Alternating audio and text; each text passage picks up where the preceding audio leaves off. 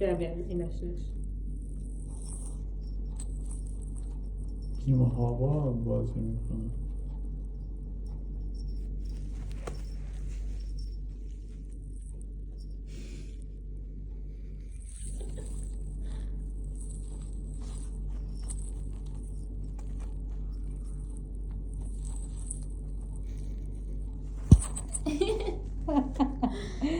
این صحنه قشنگ.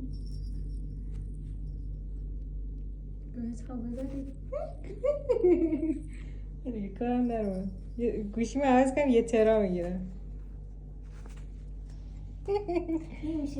میلو میلو اسم فراموش کردم.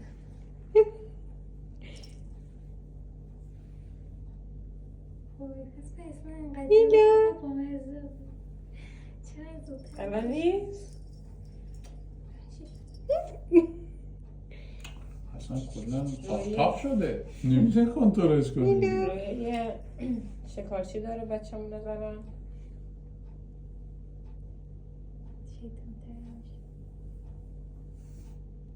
اون یکی گربه چقدر میاد. اول میخوام بفرستمش مهد.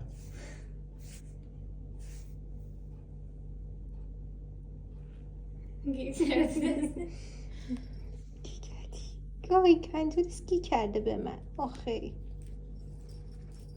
نخوناش بلنده. راستی نخونگیر هم براش نگرفتیم. اسنا داره. چقدر هزینهش زیاده. مال اسنا رو فعلا استفاده میکنم. دکتر مال اسنا رو دیدم مگه مال اسب هم گفت نخونگیرش؟ چی مال اسبه؟ نخونگیر اسنا